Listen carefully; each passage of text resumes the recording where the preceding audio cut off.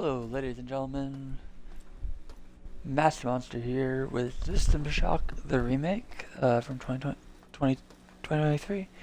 Uh, so with this beautiful game, I just beat it. It was great. I loved it. I want to give some advice um, on what difficulty to select.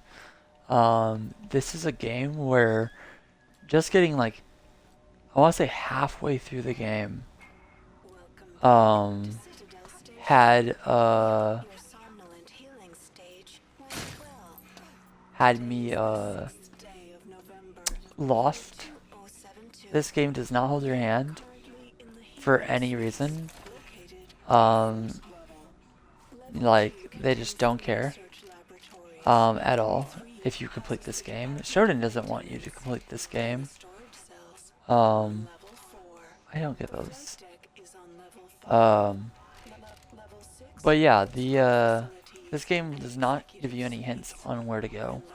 There's the difficulty is split up between combat level, hacker space difficulty, navigation difficulty, and what's the other difficulty? Navigation. There was something else. Let me look at my save file. So yeah, the first one is I'll create a new save. The first one is combat. The second one is navigation. The third one is puzzles. That's the third one. The third one, the purplish one, is puzzle difficulty, and then the last one is I want to say it's hackerspace. I think it is. But this and the green one is the navigation. And I set everything to 1, but this is what I just beat the game on. I beat it on 2 because I wanted everything to be like subpar, and then I wanted the puzzles to be extremely challenging. You will be scratching your head at a lot of puzzles if you pick a 3, and then this is what a 1 puzzle looks like.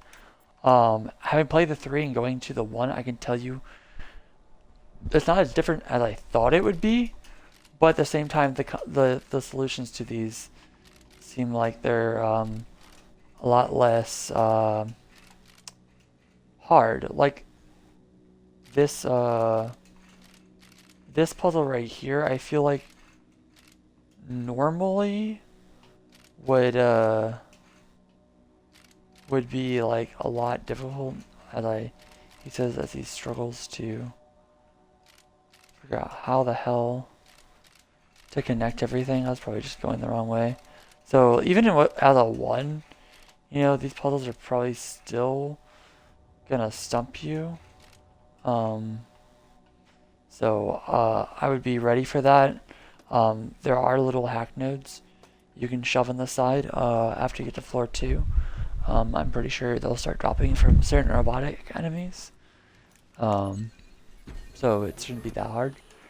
I'm never seen these guys attack.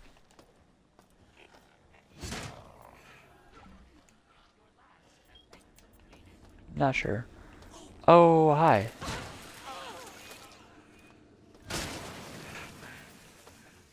That's right, he comes to the broom closet. But yeah, so the 1 in navigation gives you a nice little unremovable white marker. It also makes it so you can't drop quest items, because that's a thing that you can do.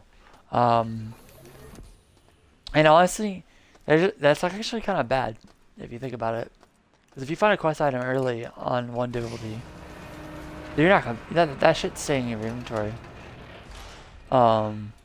Could be very bad for anyone using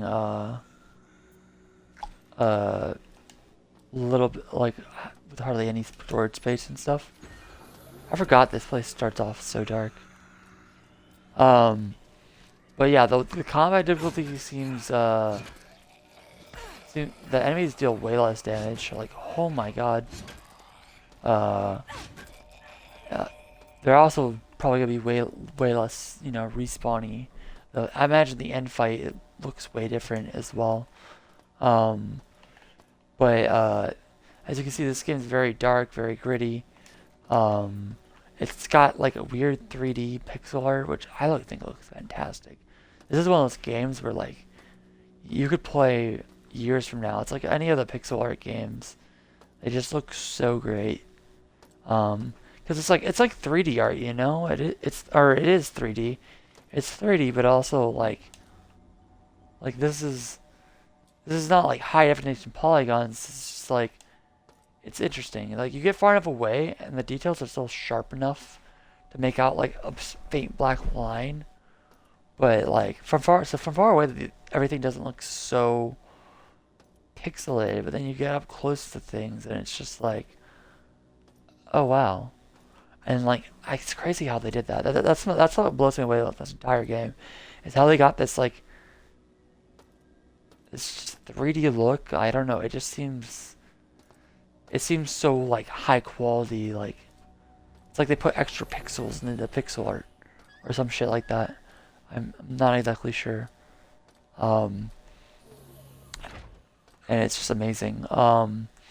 But yeah, if you do not want to get lost in this game, if you're someone who can't navigate video games in all but the worst conditions, I would not play this game. I looked up a few stuff, and I will tell you that stuff right now. And this is only going to be the most vital information, so if you're looking for 100% no spoiler, then you can click away, and I'll just leave you with go play this game. You know, it's great for those of you who want to stick around, get spoiled a bit. Here we go. So, the biggest things that I wish I'd known, / thankfully I looked up after I'd already missed a bit of them, is at the end of each level there's CPU nodes. And those CPU nodes are used to get you a code at the very end of the end of the game. When you are trying to leave, there'll be a self-destruct thing back in the reactor room, and you'll be able to you'll need to go into a highly radiated reactor room, and then you'll also need to enter in a code. That code is going to be oh, please don't come down here. Not yet. I'm not ready. That code is going to be the random numbers displayed on rooms 1, that means medical bay, and through 6, and I think 6 is executive. Yeah, I'm pretty sure 6 is executive. So keep an eye on that. And as you can see, this game is like a pseudo stealth game. Not to talk too much about it. I know I've been posting a lot of content for this game for Stalker recently, but honestly, it kind of feels like the stealth in this game is meant to be treated like it's treated in Stalker, whereas you're not really looking to go through the entire thing without getting detected so much as you're just, you know, looking to take out an enemy or two from stealth. And you can even, if you're so inclined, make them lose sight of you and then smack them from behind with melee. There's an energy rapier in the game. It does massive amounts of damage. It takes energy, which is the blue bar you see in the top right, to swing. But like you can, there's a targeting chip that lets you click on the aim, and you can actually just, you can actually just see. Oh my God, there's a turret there. Where'd Homeboy go? You got your power attacks. You can even wave in and out if you need to from the combat effort. You can bait out enemy melee attacks and dodge them, but I am not good at that at all. Like in the slightest.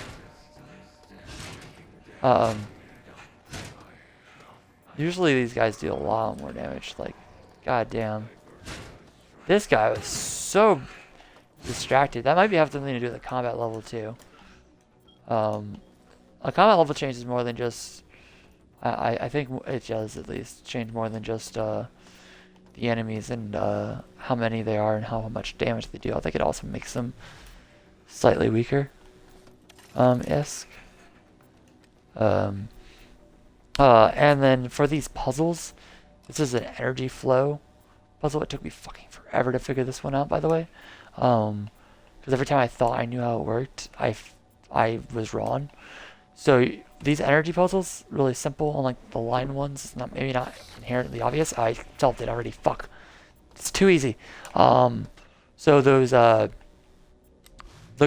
plugs that you pick up and plug into the things themselves, they have a 1 and a 2, and that affects how much power they provide to the line once it reaches. It's got to reach the meter essentially. Has to reach. But once that meter reaches, it provides a certain amount of power. Um, and then from there, you just kind of, it's kind of just playing with the wires, seeing where you need them to line up. And then, sir, that was rude. Where'd he go?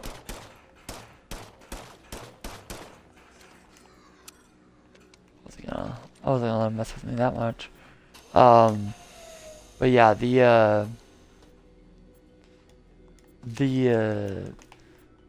point of no return in this game,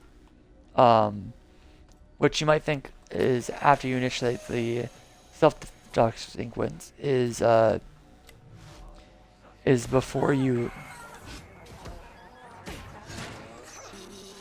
It's yeah, shut up, Shadon. It's before you head in. They're just shooting the heck out of me.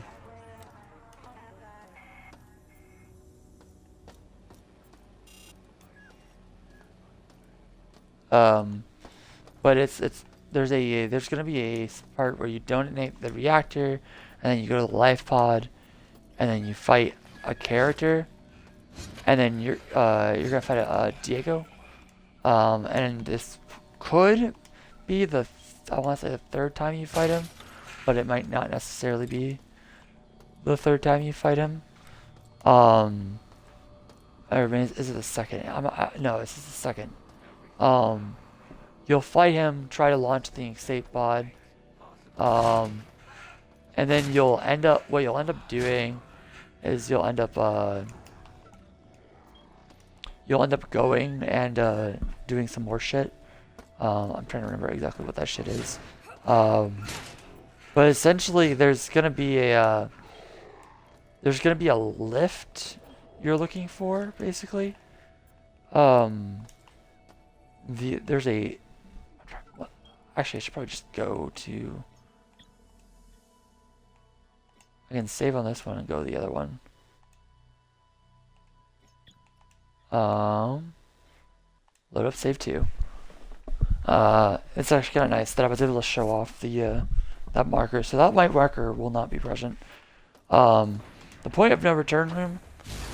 I forgot I saved right in front of it. It looks like this. It looks like this. This is the point of no return room. It will be on the security level. It'll be after you do a bunch of stuff. But until you go in this room and fight this boss, you'll be able to get anything you want. So that will be the final fight before you launch a massive end segment. You'll have to go across this bridge after enabling. Now the thing is, you can get over here without doing the bridge, but the bridge isn't active. This door isn't going to open. And there's more I could tell you.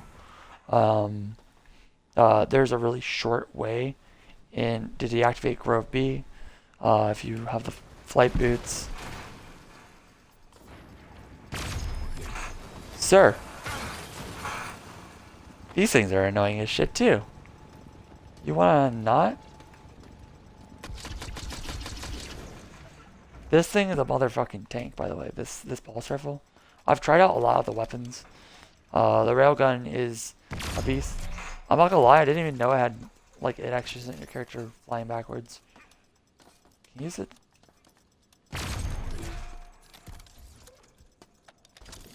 But yeah, it doesn't usually fire this fast. you can use your energy to like make it shoot faster, but with the upgrade that you can find right near the end of the game, by the way, um, like that's how fast it recharges. It's pretty nice. Plasma rifle really good. It has a really nice way of killing you if you use this alternate fire.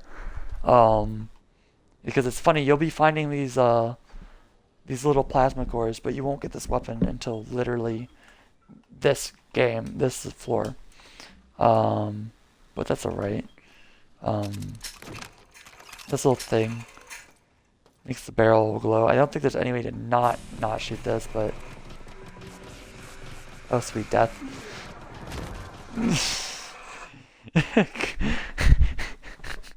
It is such a stupid fucking weapon. I don't know why. Like, there's an achievement to get a double kill with that fucking weapon, and I don't know how I'm gonna get it because you get that shit so late. It does lots of fucking damage. That ball will deal lots of damage. Maybe in the final fight, in the room when you're going to activate the bridge to get up to Shonen, maybe it would work. But shit's just kind of hard to use. Not gonna lie.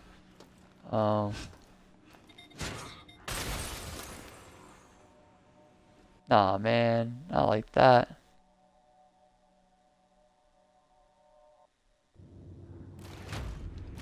I didn't even think those guys were in the first segment. I don't remember them being there. Those guys are bastards. They start putting them in like terrible locations. But anyways, another tip I wanted to go in is there's a quick jump button. I think it's the hold right trigger. Yes, hold right trigger and we'll junk everything in your inventory. Even your consumable soda products, which are 1 health bar each. And I am not gonna lie to you, that does not seem like a lot of health. But when you're just exploring the ship and you don't want to use the health packs, everything this game, very limited, guys. You can't be just consuming health and taking metric crap tons of damage. I'll leave that up to you to figure out how to fight the enemies in this game, but you can fight enemies without absolutely taking damage. You can, like I said, sneaking up on enemies,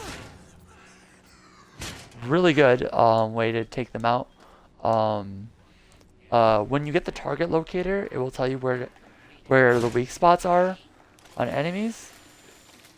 And you'll be able to target enemies' weak points to do more damage. And not all the weak points are gonna be like obvious. There's a few that have like weird glowing back bits, or like head face max that are weak points. So it's gonna be useful, but swinging melee weapons into weak points also deals massive damage. So even with melee weapons, aim for the head. I'm not sure if there's sneak attack damage, but I did just one melee that guy by bashing a wrench against his head. So I think I did a good job. These little doors will mark cyberspace. Ugh.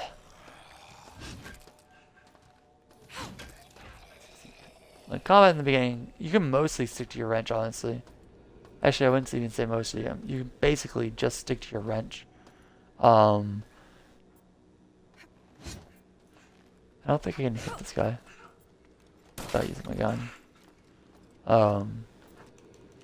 Later on in the game, the target locator I've been telling you that does weak points. Eventually, you'll be able to hack things with it, and you can't like destroy or turn enemies on themselves, but you can what's it called? Make them like turn around if they like don't currently see you, and you hack them. They'll start going a different direction, or something like that. Currently have this on like 1 difficulty, which means it's supposed to be a scroll through cyberspace. If this looks at all disorienting to you, then you should definitely not put this on anything but like a stroll. There is all of this going on. It's very cool. I like it a lot.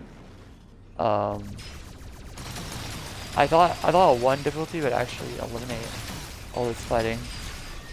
I can't. I feel like they're definitely dealing less HP, maybe less damage.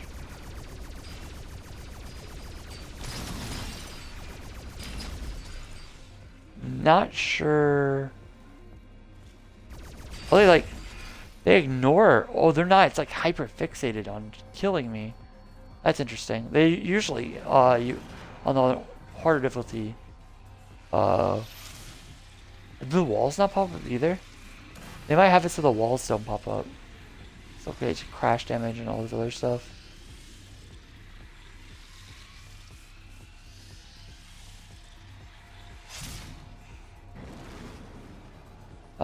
But yeah, as you can see, the cyber. Okay, they do have some walls, but I think these walls are only here. So the main point of Cyberface is to get to these cores. Oh, they don't all auto lock on me. That's really cool. And page up on the top left, medical armory unlocked. And then from there, like, it's all good. Damn, they stopped shooting at me right away. They are way less aggressive, dude. Oh my gosh. You'd be hard pressed to see these guys stop shooting at you. What?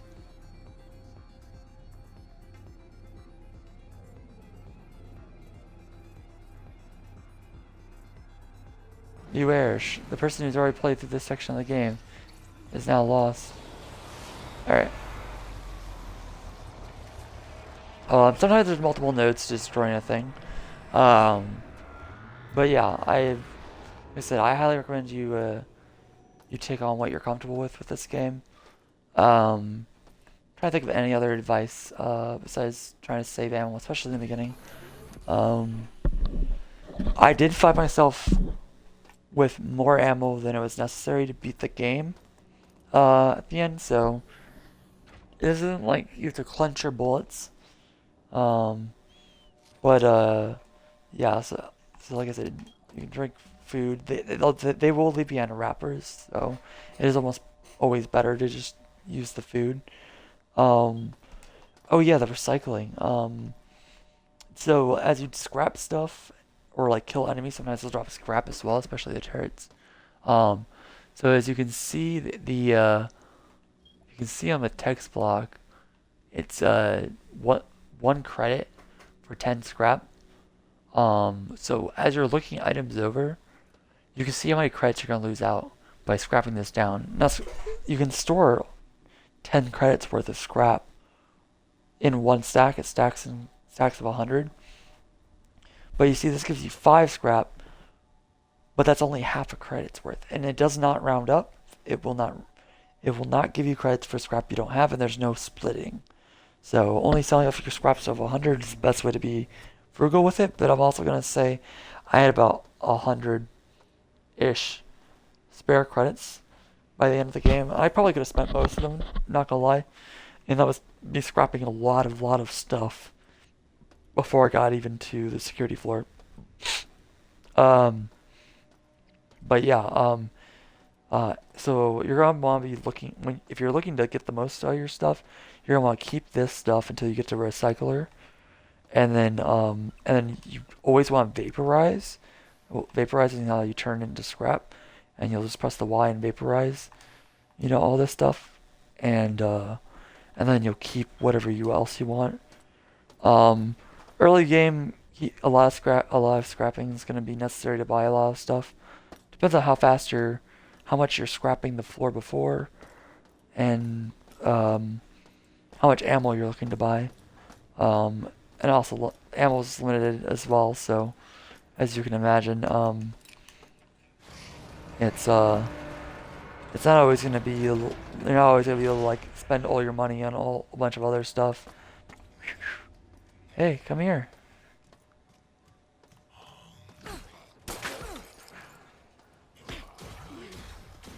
Oh, I am disappointed. I thought I was like standing right under that. Also achievement, just drop one of those things on their heads. I forgot I don't have a thing, so I just gotta load. Silly me. Silly me. But yeah, I think that's all I wanted to give for advice. I don't want to give away too much, to be honest.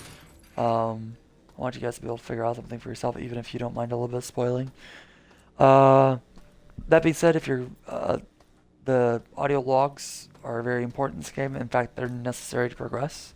So don't ever fail to pick up one of these babies, even though a lot of times they're not necessary. But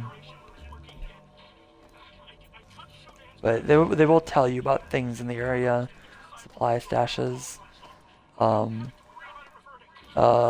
this is all from previous stuff. This game does a really good job of like selling its atmosphere, I guess I could say. Oh, I thought this was a secret door. Maybe it is. But like constantly I was reminded, like Shodan, I would, bitch, where'd you come from? Oh my god, I took off his head. He didn't.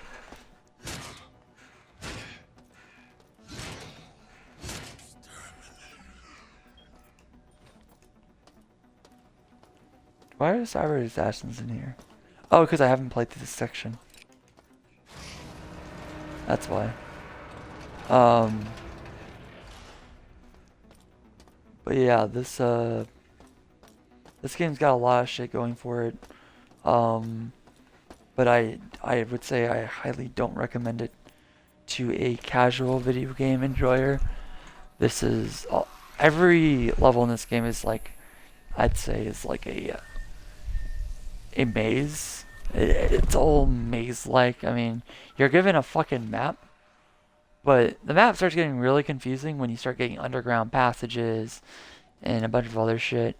But yeah, it will not stop you from getting lost, and you're also completely not paused.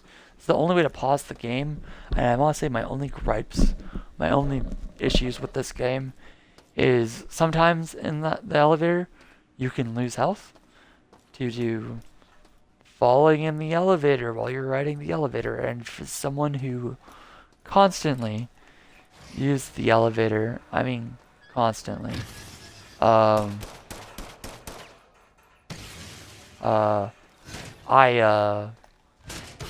this is melee attack. I forgot these things have a melee attack.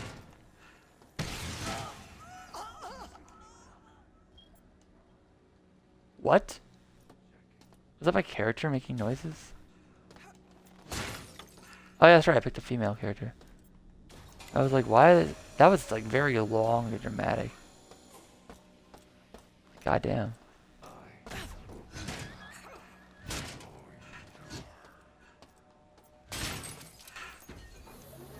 I can't really think of too much else, to be honest. This perfect little gem is not even that expensive either. I want to say it's like $30. So, if you're looking for a old school game that doesn't hold your hand, and will potentially scare you, this game definitely has a certain scare factor to it. I wouldn't say it's necessarily a spooky, scary game, but enemies will jump out at you. You will just turn a corner and just get blasted. So there is that to keep in mind. But other than that, like, it's a pretty tame game. I mean, it's not like you have a big bad stalking you. The only time Shodan will necessarily, like, straight up confront you and attack you is when you do something to progress in the game. So Shodan's less like a jump scare and, well, and more of like a happy confirmation that you're doing the right thing. That's like Shonen's main thing. I'm giving her doing her a bit discredit by saying that. I know I am, but like I can't tell you how many times I would do something and be like, and show him a pop-up. I'm like, oh yeah, I'm progressing. And then I fucking have to like scramble for my life because I was like, oh wait, I'm progressing. Shonen ain't happy about that. Shonen ain't happy if anyone's progressing in her fucking game. You are right here.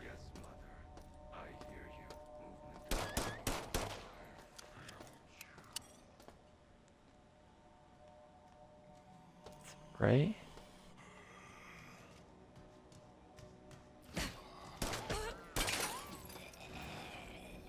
Yes, I did it! I got the achievement. TV dinner. Kill the enemy with overhead monitor. That was actually super fucking easy. I mean, I did require letting myself get smacked up. And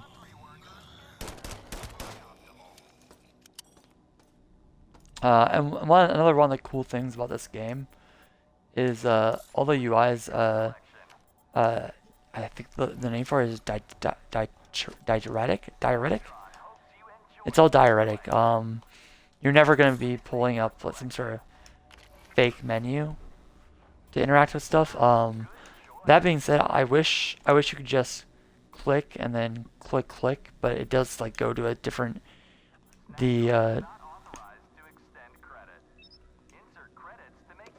oh, I don't have enough credits. I realize that now.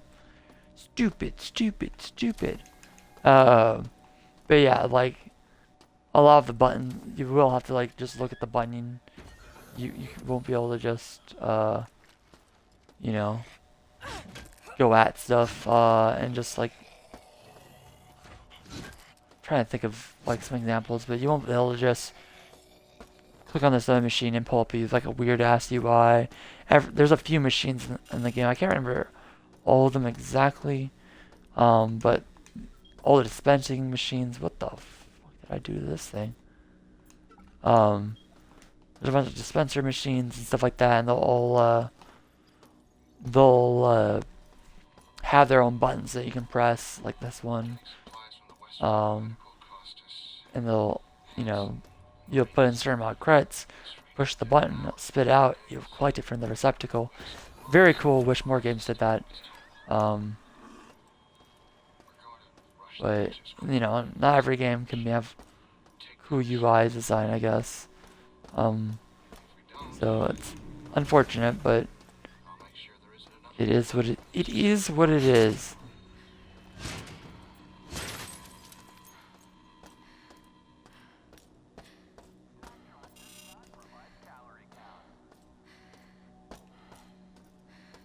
Oh, she hasn't like sent anything at me. So, anyways, that is everything for me. I don't really have much else to say about this game. I'm just glad I got that achievement on stream. I didn't think it'd actually kill him in one shot. Can I kill myself with the monitor? I could. Would it count for the achievement? I will never know. Probably not. That would be hilarious to kill yourself with one though. But yeah. So if you guys watched the video, thank you for. Or if you guys leave a. Sorry, I can't think straight. Thank you guys for checking out the video, and if you want to leave a comment or a like, that's greatly appreciated. If not, no worries. And I hope you guys have a great day. I can't wait for Stalker 2. This is just what I was playing in the meantime. We have 8 days till that game releases, and it will soon be 7, and I will be releasing another discussion video tomorrow. So if you guys are happen to be watching this video and are also interested in soccer content, hit that subscribe button. If not, then, it's okay. Until then, random strangers on the internet, thank you for your time, and I will try to respond to any comments down below. Have a nice night, you little hacker.